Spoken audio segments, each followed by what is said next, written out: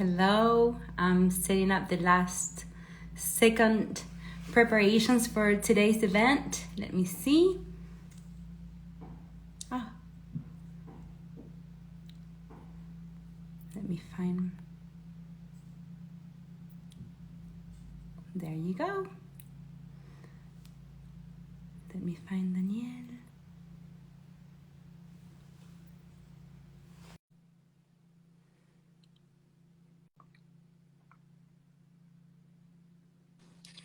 Hello. There you are.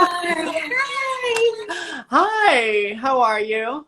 I am doing so great and I'm so happy this worked out. Yes. Thank you so much for hosting me today, and thank you to Books and Books. And I'm so excited to see you. How are you? I am doing wonderful. This is such a great way to start the second week in May. Yes. And the end of your debut week. Congratulations. Thank You you. survived the first week. Yes, oh my gosh, I did. It has been a long week, but it's been overwhelming in the best of ways. It's been, I don't know, it's been exciting and it's been fun and it's been busy, but I am just so happy and so grateful with the way everything is going. And I'm very excited to be here today. That makes me so happy. Thank you for inviting me to your book tour. And I was supposed to introduce myself before I added Daniel into the conversation, and there were just too many instructions. So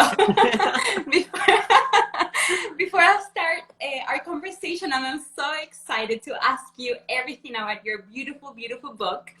I just want to say that my name is Yamile Mendez. Thank you for joining us today at Books and Books timeline to talk about Indivisible with Daniel Aleman. And Daniel, why don't you introduce yourself and your beautiful book? Of course. First, let me show everyone your book, because this is such a stunning novel. Everyone, if you haven't read Furia, go read it now. It's incredible. And I am the author of Indivisible, which just came out last week. It is the story of a Mexican-American teenager in New York City who is left to care for his young sister after his parents get deported. And it is a story that I like to say has many facets to it. It is a very emotional book about deportation and family separation, but it also has so many moments of warmth and humor, and it has such a huge focus on friendship and community and first love. And I really hope that if you haven't picked it up yet, you will, and I'm super excited. I am so excited to ask you all the questions because, like you said, your book is about so many things. As an immigrant to this country, I could totally relate to so many of the things that Mateo and Sofia and their family go through. I also, as an oldest daughter, I know what he must have felt like having to take care of his little sister. There's a huge age gap. And so you could see Mateo's fatherly instincts coming to the surface. And it was so beautiful and heartbreaking and also encouraging to see how much he loved his sister and his family and everything he was willing to do to make sure that everybody was happy and safe. So how did the seed of this novel started? How did you get the first inkling of the idea for Indivisible? Of course. So I think, my family and I left Mexico a decade ago. So I'd had it in the back of my mind for a long time that I wanted to write about immigrant characters, because that is just part of my experience. And I think I just hadn't figured out how to tell that story, and I hadn't figured out the right angle for it. And then I feel at some point during the past several years, there was this spark where I was like, I need to talk about this. We're hearing so much on the news and we're hearing so much rhetoric, and a lot of that rhetoric is not positive towards immigrants and towards Mexicans and Latinos in general. And so I wanted to tell a story that felt honest and human and emotional, and I think that's what really sparked this story. And I was walking down the street one evening and I just had this image of a teenage boy in a New York City bodega who was feeling deeply upset about something. And I think I get these images like constantly, as many writers do. Like, I think of ideas, like random ideas here and there, and most of them just come and go, but some of them stick with me. And this was one of those that kind of stuck with me, and it kept coming back and kept coming back. And I was like, there's a story behind this. And that image ultimately became the inspiration for the opening scene of the book. And I figured out who that teenage boy was, why he was in that bodega, and what he was feeling upset about. I love that so much, how that happens. It's like magic that all of a sudden you get this flash of this person, and all of a sudden you have all this backstory all Totally. condensed inside your mind. And it's like they always say, it's that agony of having to tell that story. And I'm so happy. I'm proud of you for doing it, for going ahead and doing it. So was Indivisible the first story that you wrote pursuing publication? No, it was not. I mean, I've been a writer my whole life. I've been writing since I was very, very young, but for many years I just did it for myself. And then I must have been around 20 when I finished writing a novel that I was really, really happy with. And so I started, researching how to get into publishing. And I started, understanding how to get an agent. And so I started pitching to agents. And at first I was like, it was just all rejections. Like, there was no luck with that first manuscript. And with each additional manuscript that I wrote, I found that that I was getting a little closer, and that I was starting to get a little bit more interest from agents and more requests. And then Indivisible was the book that did it. I love it. And you wrote a beautiful, heartfelt post about the long journey to publication that resonated so much with me, because although my journey was different from yours, it was also very, very long, and it had a lot of twists and turns. And for those viewers who have not read the post that you wrote, tell us a little bit about all the obstacles that this book had in the way. Because sometimes we hear about the overnight success, and that's I'm sure that everybody is talking about Daniel Aleman, the overnight new author, a successful Totally, new author. totally. But we only see now the fruits of all the labor. So tell us a little bit of everything that happened in the background. You know what? That is something that I think about a lot. And even like my role models, I look to certain people and I think, oh my God, they're so successful. But it is really true that the success is only the tip of the iceberg, and that is all we see. And we don't often get to see, all the struggle that went behind that success. And for me, it was, as you said, a very long and difficult process with many twists and turns. Originally, it started happening very fast. I finished writing this book, and within a few weeks, I had offers from agents. And then within a couple of months, we had a book deal. And so it was all just so overwhelmingly fast and incredible and exciting. And I don't think anything could have prepared me for just all the highs and lows, because, for a year, I edited with my wonderful acquiring editor, Laura, which was super exciting. And then Laura left the team because she had accepted a different position at another publisher, which was so exciting for her because she was like making this big career move. But at the same time, as the author, I feel like you're left like just worried, because losing an editor you loved is so scary. It is so scary. Yes. Has it ever happened to you? Have you ever lost an editor? No. And I've been dodging that bullet because we were close a couple of times, but... Oh my gosh. Well, I'm hoping for you that every single book that you publish is smooth sailing from now on, at least. At least, we didn't have a change of editors. There have been other things, but at least I didn't go through that.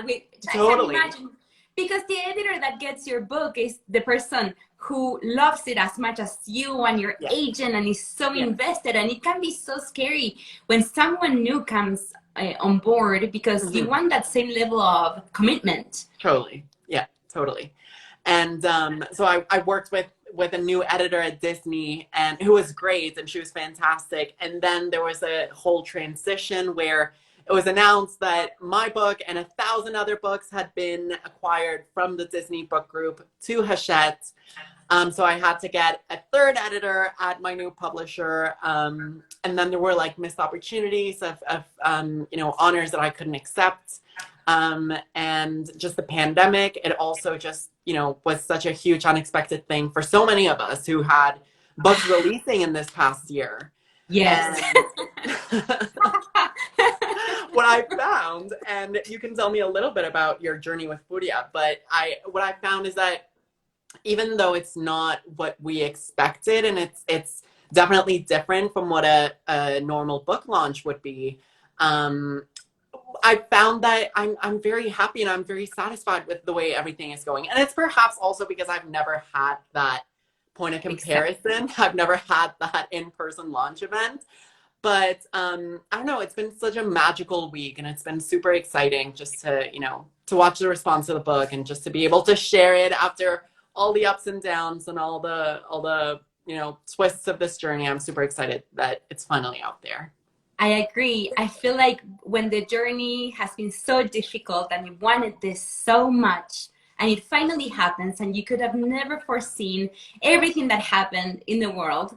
Yeah. But then, your book came out at the perfect time when our society needs it. I always feel like if Furia, I had been working on Furia for so long, but the market, and I feel like I wasn't ready. I wasn't the same person, and I wasn't the author that I am today. So my character could have not become who she became at the end. The book would have been so different. And at the same time, having the opportunity to reach a wider audience through an online platform has been so wonderful, because for the first time in my life, my family from Argentina and other parts of the world could attend a book launch and be there with me. It's not the same that you can't give them a hug, but they're watching you and they're celebrating with you, and your friends, we can be with you when it's hard to travel places. So there's pros and cons, and I guess in life you just take it as you just get the cards that you're dealt with. what I always say is you got to do the best that you can with what you're given, and you don't get to choose the cards that you're dealt, but you do get to choose what to do with that. And for me, it isn't always easy, of course, but I've tried as best as I can to choose to be positive and to look at the bright side of things. And I'm happy that I have, because that is what has gotten me through to today, Exactly. And that's exactly the same, a similar mindset that Mateo has, because of course, nobody would have choose to go through the difficult situation that he goes through. His family, we're not giving anything away when we say that his parents are taken away by ICE, because that happens, right? That's the right at the start of the book. Yes. And so just imagine being a young boy and all of a sudden having to not only worry about yourself and your sister, but his parents' bodega, which is like their lives work and their livelihood, and not only theirs, but other people from the community, the employees, so many other people. And also it was so realistic, because sadly I've seen that unfold in so many different ways around me, in my community and with my friends. When something unfortunate like a deportation happens, how even those who want to help sometimes are not in a position to be able to help, because they become so vulnerable, like their family friend. And right now, his name is escaping my mind, but I felt so much for him, because the family that takes the children in, they have the best intentions, but they're not in a great position either. Absolutely. And that's the thing. I think that deportation has so many ramifications, and it's not just, this one family. It's not only Mateo and his family who's affected by it. It has a ripple effect in their community, as you said, and in his uncle Jorge, his family also. They're unable to take care of the kids in the way that they maybe hoped they would have been able to, and that is something that I really wanted to explore in the book, just like how communities, entire communities, and whole groups of people are affected by these circumstances. Exactly. Sometimes when we see the news, the headlines, it's easy to, forget about these events because we don't know these people, or it's never going to happen to us. But when we put things into perspective, it's so much harder to ignore. Yeah, absolutely. The situation. Absolutely. And that is something I think about, you know, constantly. It's just the fact that to so many people, like you said, we can watch it on the news or hear about it, and it doesn't feel personal. It doesn't feel immediate. And it's super important to have access to stories that really show us the human side of these issues, and that show us the real life consequences that humans and that families experience as a result of immigration hurdles and deportation and family separation. Yes, exactly. And that brings me back to the title. I think it's such a powerful and stunning title, Indivisible, that can apply to so many things. First of all, the family, that even when they're separated, they're still indivisible. But then it also brings back undertones of other topics, especially combined with the cover of your book, which is reminiscent of the US flag. So how did the title come about? Was that something that you chose after the story had been written? Tell me the journey of the title and what the title means to you. Of course. Well, this was not the original title. Originally, the title was The Unknown Life of Matt Garcia. I love that too. I loved it. I thought it was a good title. And that was the working title while I was writing the book. And that is actually the title I signed with my agent with. And we sold the book under that title.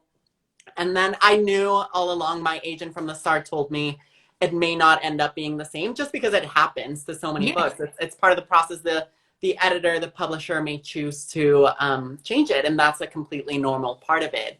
Yes. And so that was exactly the case. My editor was like, let's brainstorm different titles. And we came up with so many ideas, and I feel like none of them felt quite right until my agent emailed me and he said, Indivisible by Daniel Aleman.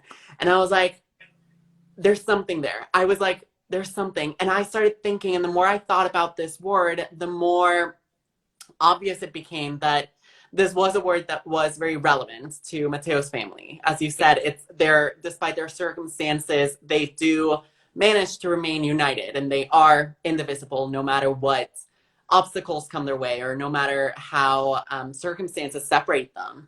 And I loved it, and I decided to write a scene specifically for the title. And I won't spoil anything, but it's a scene at the end of the book, which I absolutely love. And that is where this word truly makes sense to the characters, and where we get to see why and in which ways they are indivisible. And it's, yeah, I mean, we chose it and I never looked back. I absolutely adore it. And now my struggle right now is coming up with the title for book 2. I saw your tweet. It's so hard to come up with good titles. And yes. And like, I've been working on this book, as you know, book 2 has been the working title all along for over a year. And my editor recently emailed me and she was like, I need to put this into our system. Like, what is the title? And I was like, I don't know. So we're still working on that, but eventually we'll figure it out. Well, it's funny because I have had a title in the back of my mind for many, many years, but no book to put it to. And sometimes I try it on like a little hat on different stories, and it works for a little while, and then it doesn't work anymore. And I just love this title that I will not disclose. Okay. But it's better to have a book with no title than a title. I suppose that is very true. That is very true. I also have a list of like, you know, I write so many random ideas and documents and stuff. And so I do have like a Word document with titles that I like, that I think of, and I'm like, this could be a good title for a book one day. But I mean, the list is pretty long, and I feel like there's no title there that fits book 2. So it'll just be a matter of brainstorming. Hopefully your agent will yes, email I hope. I'm suggestion. counting on him to come up with another brilliant idea. We'll see.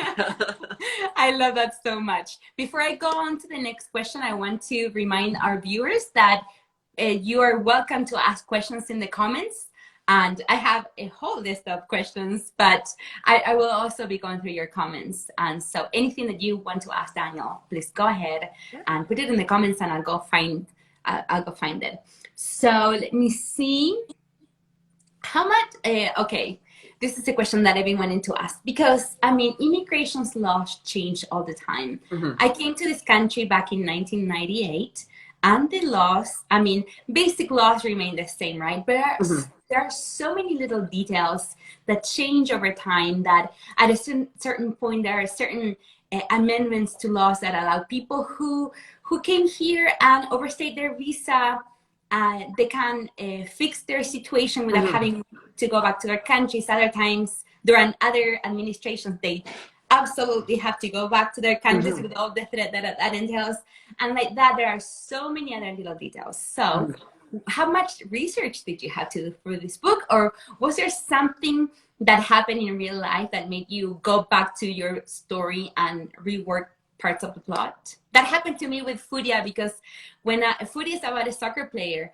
And when I was writing my story, soccer was not a professional sport in Argentina. By the time my book was acquired and we had a publication date, it became a professional Oh, sport. And that has wow. changed a lot of the things about the book. Of course. So, I mean, when you're writing contemporary fiction, this It happens can a be lot. hard. Yeah, absolutely. It can be hard because what is contemporary today may not be contemporary in a year or 2 years. And I totally hear you.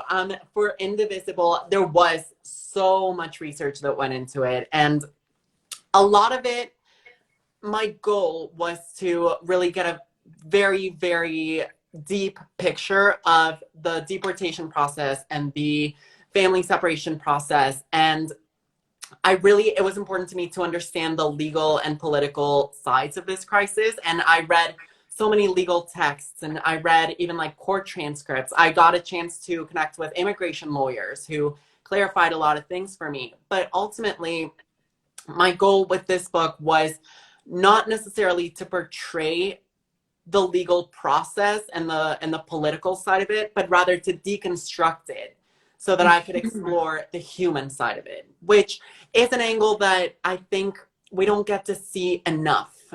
There is a lot of discussion of the political aspect of it on the news. There is a lot of, so many different opinions on, the legality of certain things, but we don't often, or not as often as I would like, get to hear stories about immigrants and about human beings going through these circumstances. And so with my research, that was really my goal. It was to understand the process and to understand the landscape so that I could really talk about a family going through it. Exactly. Yes, because especially not only these are people going through it, but there's a 6-year-old who has no idea of Of what to make. I course. mean, for them, I mean, even the word lawyer has no meaning. I have young children, and Mhm. one of our good friends is an immigration lawyer. And whenever they had asked me, what does she do for work?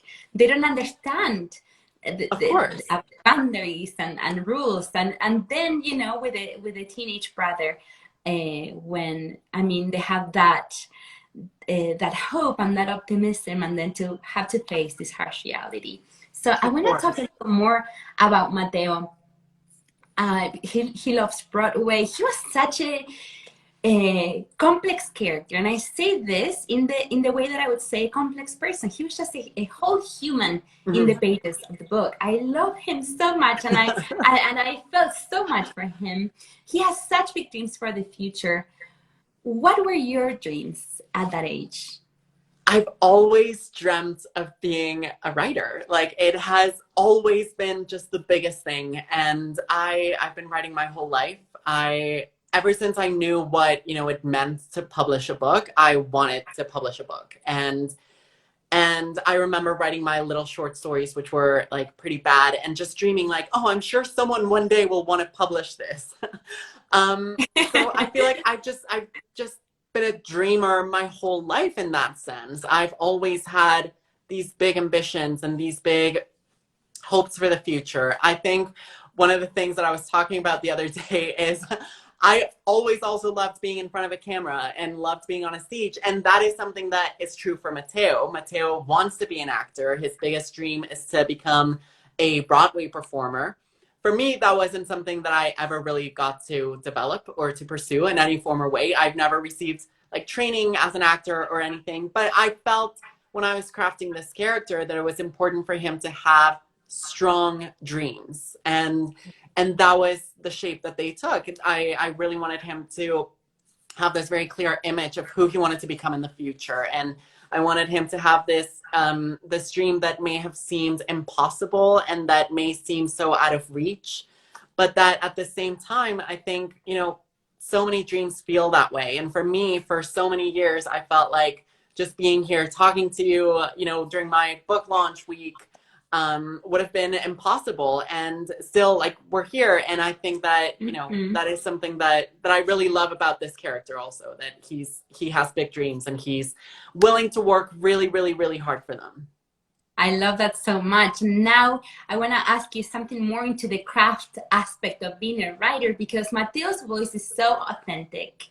And I mean, you're not 17. So what did you do to get into that mindset? Because it's one way to remember. I mean, I always say that I feel like I got stuck in different parts in my mind subconsciously, because it's easy for me to get into the middle grade voice or the YA voice for Foodie. I was very strong in my head and also in my second YA book. But did you do anything in particular to get into that mindset? Because it's very difficult to get to that voice. You can learn how to craft the perfect plot, but the voice is that magic element. So is there anything special that you did? I think what you just said, it's that one thing that sometimes comes to you, and you can write a whole book from that voice that you can, just visualize on the page. And that was the case for Mateo. I feel like his voice, I'm an outliner. I love creating outlines for my books, and I love knowing exactly what's going to happen from start to finish. And so I did have a very solid idea of who Mateo was going to be and what he was going to want. But it really just came down to that moment when I sat down to write, and his voice just came to me. And that first line of the book, which says, "Ma is always telling me how I feel too much," that stayed the first line from, first handwritten draft to final product.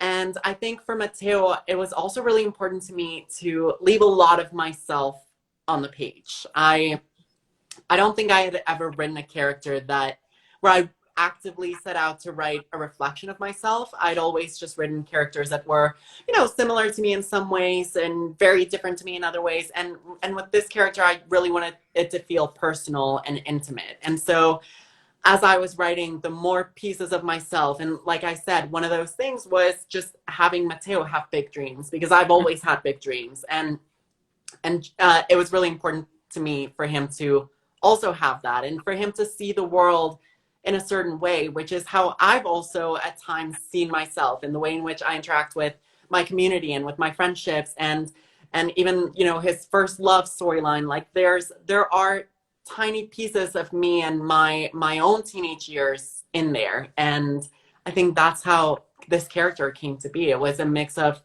course, fiction. He's a fictional character, but there's also a lot of Daniel sprinkled in there.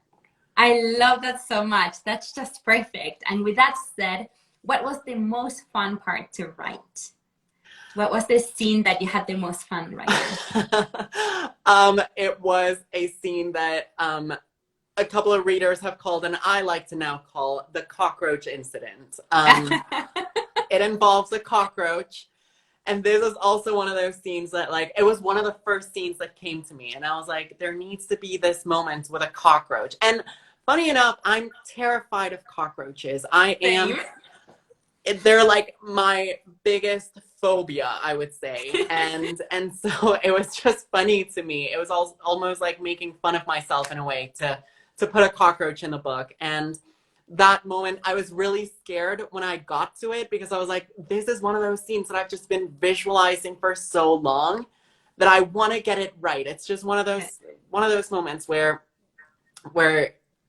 you have to do it justice to what you had in your plans. And it ended up being such a fun scene to write. And I feel like that is also a scene that has hardly even changed from first draft to final product. That was a moment where, sometimes editors ask you, like, what scenes in the book are, like, untouchable? Like, what moments do you think are the heart of the story and the most important moments to keep? And for me, that was one of them. It was like, it's a funny moment, and it's also a deeply emotional moment. It's ultimately a major turning point for the main character. Mhm. So I feel like it's many things at once. And I really love that scene. I love that so much. And on that, on the other side of the coin, can you tell us which scene was the hardest for you to write? I would say the scenes at the end of the book. Those are also deeply emotional scenes, which I love exploring deeply emotional moments. Those can be so cathartic to Yeah. write and to explore, but they can also be really challenging to get right and to, portray that vulnerability on the page. And I think those were the toughest scenes. There's also a moment where Mateo has a late night conversation with his uncle Jorge, and that was Yeah. also a challenging scene to write. I really wanted to capture just a lot of hurts, but also a little bit of hope, and just again just a ton of emotions at the same time, and that can be difficult to balance. Yes, definitely, definitely. But it certainly shows because I was just reading nonstop. I could not put the book down Thank once you. I got to, the last, I mean, the whole book, but especially after that turning point, Hmm. because I was so invested in what happened to Hmm. them. But what I love the most, without spoiling the ending at all, is that it's deeply realistic. Hmm. You did not present this miraculous situation for anybody, but at the Hmm. same time, there's a lot of hope Hmm. at the end of the book. And I felt like Mateo was going to be okay Yeah. and his family was going to be okay. And Hmm. so I always feel like in YA books compared to adult books, there's always that glimmer of hope at the end. Hmm. So when you were writing, was that something that you had in your mind? Definitely. I think that I really wanted this story to feel. I didn't want to, I like you said, I wanted it to be realistic, and I wanted it to be faithful to real life and to real experiences, but I also wanted it to feel, hopeful. And my favorite stories are those that make me feel deeply emotional, and that also make me feel, when I finish reading the book, they make me feel less alone somehow. Even if Mhm. they broke my heart, I like to feel that glimmer of hope and that sense of it's all going to be okay. And Yes. for sure with Indivisible, that was my goal. And I also, like, the final scene was something that I had in my mind all along, and I always knew that it was going to end right there, and it didn't change at all, like, from first draft to finished product. I love it. I love it. I love it when that happens. How sometimes you can change parts of the book time and time again, but there are certain sections that are just untouched. And I don't know how that happens. It's the 100%. magic of being in that flow. And we And don't get get to me talk wrong, there was about, I, no, I was tell just me. gonna say there was so much rewriting throughout the whole book, Yes. but like you said, there were those specific moments that are just, kind of the heart of the story, and it's so nice to look back and see, this really stayed the way that it needed to be. Exactly, exactly. That's perfect.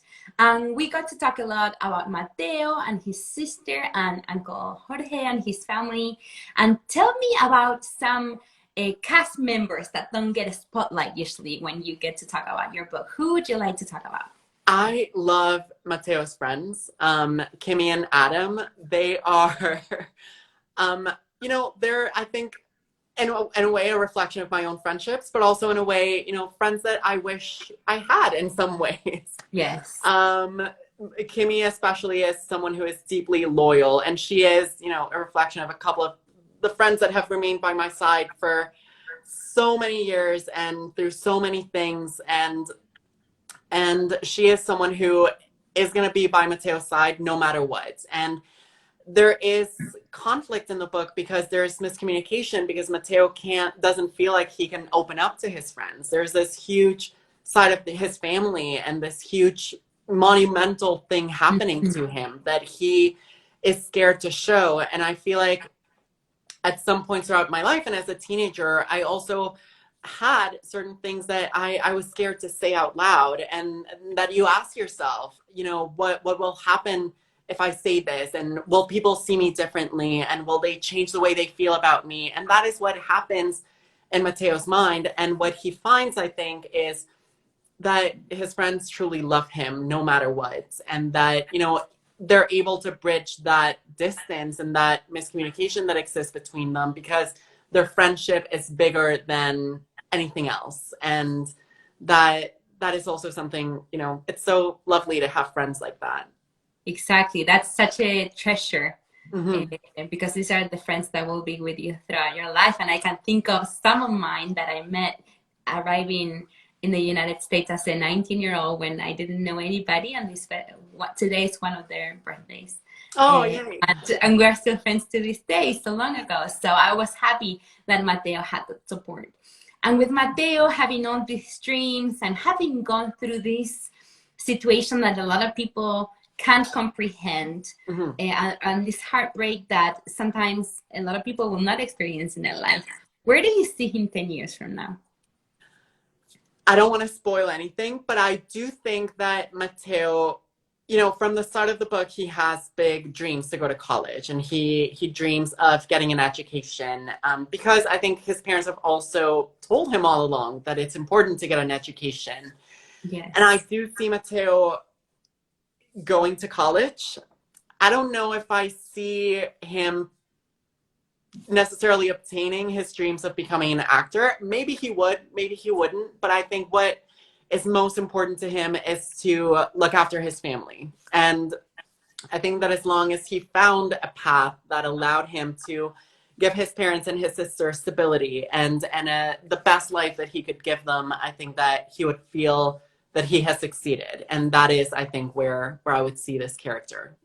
Like I love that. And I love your answer because it shows that the details don't really matter. When you have those big motivations, like your family and your family's safety and happiness, the ways in which you get there, as long as you're, you know, definitely. And I think, stuff.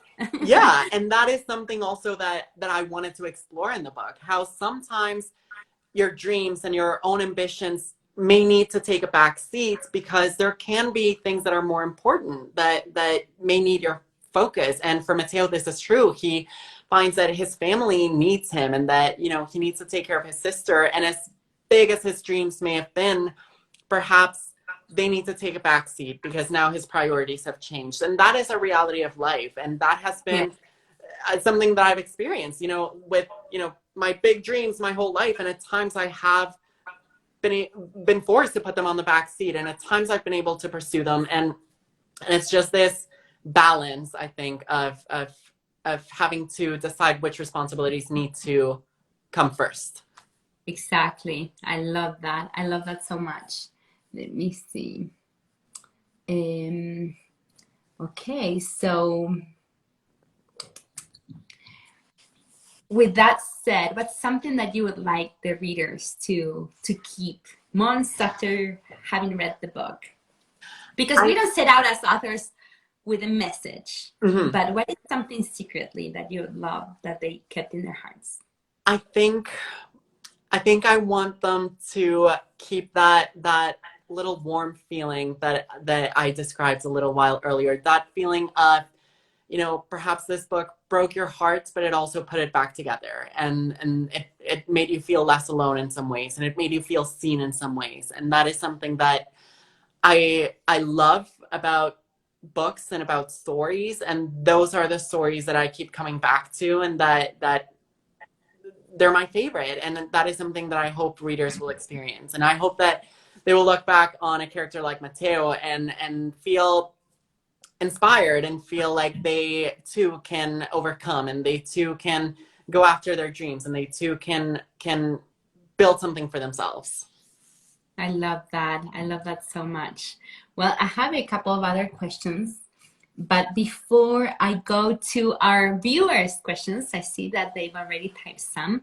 And I had already seen it in the comment thread. What's next for you? We know you're working on YA #2, yes. And you cannot find the title, but is there anything that you can share about it? And if you cannot, yeah, okay. Of course. I can tell you that it's a very similar novel to Indivisible. It's a companion. I like to think of it that way. It's completely new characters. It's another standalone, but I'm talking about a lot of the same themes. I'm talking about immigration and family and friendship and growing up too quickly. And I remember my agent at one point told me, like, there are some questions that authors are haunted by. And there are Yes. some questions that authors, no matter how many books they may write, they may keep coming back to these questions. And I feel like that is very much the case for me in book two. I'm exploring a lot of the same things through an entirely different lens, and it's a very different story, different tone, but a lot of the same questions. I love that so much. And I feel that's true even if you write for different age groups. Like I picture book Yamile great away, but I can find, like you said, pieces of you inside each of the stories because you're so intrigued by them. Okay, let me see these questions here. Okay. So Peach Reads is asking, do you write messy first drafts or perfect as you go and try to have a clean first draft? And I'm interested by this because I'm drafting at the moment. Well, for Indivisible, I feel like that first draft was really, really good. Like, surprisingly good. It was just the book that, like, flowed out of me. But that's not the case for every book, you know. For book two, it has been a very messy first draft, and it's taken work to go back to it and really understand what the right message is and the right tone. And I'm rewriting, you know, entire characters. I'm being like, no, this character, you know, doesn't feel quite right, and they're perhaps not how I wanted to capture them, or not what they should be to best serve the story. And so I think it really depends from book to book.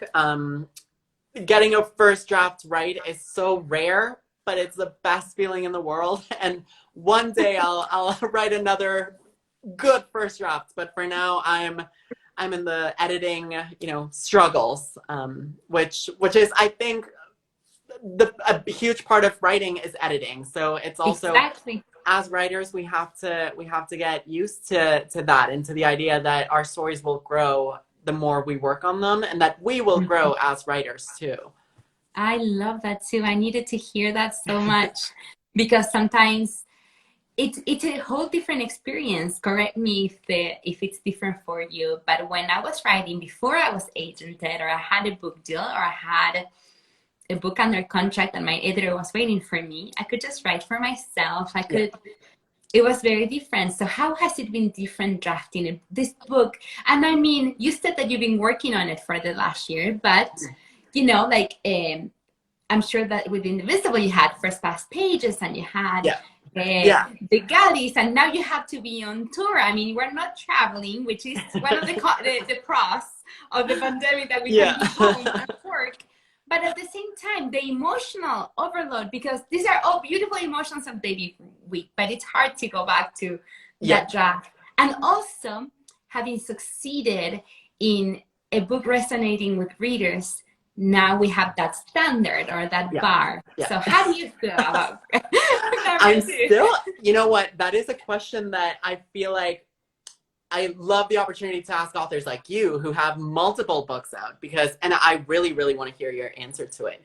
But I feel like I'm still learning. I'm learning to deal with all of that. And like you said, I've been getting some lovely messages over the past week of like, I love your first book and I can't wait to read book two. And I think more than anything, I find those messages a motivation, because then I remember who I'm writing for. And my agent, like, I had a meeting with him long ago, like 2 years ago, where he said to me, not everyone is going to connect with your books, but there are people who will. And those are the people you need to write for. And those are the people whose opinions you care about. And those are the only people whose opinions you want. And just to look around and see that there are people who are connecting with my work, it's really special. And I really want to honor these people by giving them a great second novel. And so I found that like a motivation. I love that. I love that so much. And that is true, because you cannot please everybody. There's always going to be somebody that's going to critique a certain part of the book that is somebody else's favorite part. So totally, as long as you're satisfied that you put out your best work, the best that you could do at the moment, and that it resonated and it had an impact with people. That's, all we Yeah. can ask for. Yeah, As us. totally. Yes. And do you find how do you keep producing book after book? That is something that I admire about you so much. Like, you have such a list. I get myself into trouble because my mind, I have kids and I drive them all over town. And when I'm driving, all these ideas come to me. I told my agent, maybe in the future, I can have a company that I just have the ideas and we can just find out our restaurant. Because all my life will not be enough for me to write all my ideas. And again, they're all different lenses into the human experience. And sometimes it's a picture book lens, or sometimes it's, a YA or a short story, or just the idea for an anthology. Like I have the anthology with Amparo about horror creatures in Latin America, or period stories for middle graders with Aida Salazar. And so each one is an opportunity to dive into a part of my heart that is kind of like close, and I can explore that little cavern. I love that. And then that's its own little thing. I have to put it away because, especially with food, and with where are you from? It's like having a baby. I have 5 kids. So I remember loving my first child so much, and I had waited all my life to be a mom. I was a really young mom, and I adored my son. His name's Julian Daniel. And then when number 2 came along, I was so afraid that I wasn't love her as much. And of course you do. Love expands as you give it, and it's the same with books. Sometimes you may feel like, oh, I've already said everything I had to say, but when you tackle it from a different angle, you may find that you can also answer those questions that you had through a different genre, or for a different age group. I love that. Yes, and so I think that's the magic of being an author, that we can live all these lifetimes through our fingertips. And I love that. And that is such a nice reminder, especially as I think, of expanding maybe to a different age category. I look to you and to so many authors like you who have lists across different age categories, which is something that I really, really admire and really respect. Yes, and I just happened. And you know how it is, because my journey was so long. I had been writing all these different stories, and then these little chickens all hatched at the same time. Yeah, it happens that way. Sometimes that happens. Yes. Okay, one more question that I think I want to know the answer to also. D&D Almost asks, the cover is so beautiful, and I agree. I just love your cover so much, Daniel. It's powerful, evocative. What was your reaction when you first saw it, and did you have any input into the design? Yes, so I was very lucky because I did get, input throughout the entire process. I was able to first look at concepts, and this concept from the very start, out of the ones that I received, I was like, this one speaks to me. And then I was given a list of artists that they felt would be a good fit, and I got to pick the artist that I wanted to work with. His name is Simon Prades. He is incredible, and I got to, I was lucky in that sense. I got to receive drafts, and I got to say, this is the right direction, this is not the right direction. And then ultimately we went through so many different versions. It was also complex because I had a final cover with Disney, and then we transitioned over to Little Brown, and they were like, we love the concept, we love this concept, but we want to redraw it. We want to make it a little grittier and a little just, they had a different vision for it. And so they went back and drew the cover again, same artist, same everything. But I mean, I love it. In the end, I think it's so powerful, like you said, and it's just, I always had this dream of seeing my name on the cover of a book, and just just being able to hold it and to look at it. It's just incredible. It's one of the craziest feelings of this whole process. I love that so much. Way before I had an agent, even a friend of mine who is a very established and well-known and successful author told me to write a list of, she called it the WTF moments, Okay. and moments that you wanted to hit. And these are not necessarily goals. These were wildest dreams. Yeah. So is there one that you could share with us that is the most vivid in your mind, that reaching that WTF moment that you're like, oh my gosh, how is this my life? I would say I really, really want to make it onto a bestseller list one day. And that is the kind of thing that right now may seem really impossible. And I keep reminding myself, like 5 years ago, just, being where I am now felt impossible. And just having a book out and seeing my book at Barnes & Noble and Target. And so I try to remind myself of, like, even when things seem impossible, in 5 years, they may not. And I also remember something that I used to say, because I've been talking about being a writer my whole life. And every time I meet someone and they ask me, like, what do you like to do? And I'll tell them I love writing and I want to become a published author. And I would always say, especially when someone would challenge me and tell me, like, oh, but it's really hard, I would tell them, I don't know if it's going to happen in 1 year, in 5 years, or 20 or 60, but one day my book is going to get published. And so that is something that I think I'm telling myself now for those milestones that I would love. Like, I would love an adaptation of one of my books, to the screen, or I would love to be on the New York Times bestseller list. And I tell myself, it may not be now, but it may be in 5 years or in 10 or in 50. And one day I'll look back and think, we did it. And I'll be there celebrating with you. I have my list behind me next to the cover of Furia. And it's a rush when you go and check, like getting the call from your agent that, I've been with my agent for 5 years, but 6 years ago seemed like an impossible dream, and it happened. So speak up your dreams to the universe, because the universe will, if you keep at it, the universe will find a way for your dreams to come true. I totally agree. And I love that idea. I think I'm going to start doing that list of, like, milestones that I want to hit. I love that. I hadn't thought of doing that. I love that so much.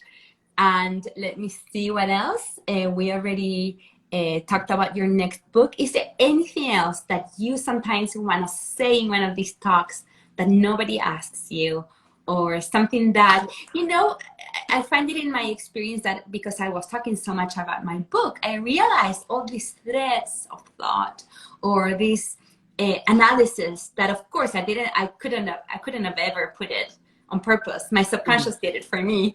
Yeah. So is there anything that you are bursting to tell people throughout this debut week? And this is your chance. One of the messages, my publisher asked me to write a letter to the reader. And that was a moment for me where I sat down and I was like, I feel like I said a lot in my novel, but now it's my one chance in one page to say something to readers. And that, I think, my main message that, oh, hello. Are you there? I'm back. Yes. I'm here. Can you hear me? I'm back. Okay. Oh, perfect. Continue. My one message, I think, is, like, one of the themes in the book that I unconsciously put on the page and that I didn't even realize I was putting on the page was asking for help when you need it. And Mateo goes through this whole journey of not knowing how to speak up and not knowing the power of his own voice and not understanding the fact that help is available if and when you need it, and that there are people who are willing to lift you up when you're feeling down. And that is something that I unconsciously put on the page, and it's something that I've struggled with at times throughout my life, just using my voice and asking for help. And that is something that I hope will stick with readers. I hope that, your readers are reminded that help is available when you need it, and that your voice is powerful, and that you are never truly alone, that we always have people around us who are willing to help us and who are willing to be there for us. And if even one reader is reminded of that and is able to see that, I think that will be very, very special. I love that. That is so powerful, and just the perfect note to end this wonderful conversation. Daniel, tell us where our viewers can find you. You can find me right here on Instagram. You can follow me after our chat, or on Twitter at Dan_Aleman, or my website is danielaleman.com. And I do want to say thank you so, so much, Yamile, for hosting me. These were such lovely questions and such an incredible conversation. And thank you to Books and Books for hosting us today. You can pick up a copy of Indivisible or Furia or any of Yamile's books at Books and Books. And if you order Indivisible, it will come with a signed book plate. So go ahead and I love that. Yeah. Excellent. Well, thank you. Enjoy the rest of your debut week. Thank and I'm you. excited to hear the updates on your WTF list. Yay! I'll be cheering Thank you. there for you. But this one's a huge one. So I hope that you celebrated and that our viewers are inspired. And thank you so much for joining us. Thank you. Thank you, Yamile. Bye. Of course. Bye-bye.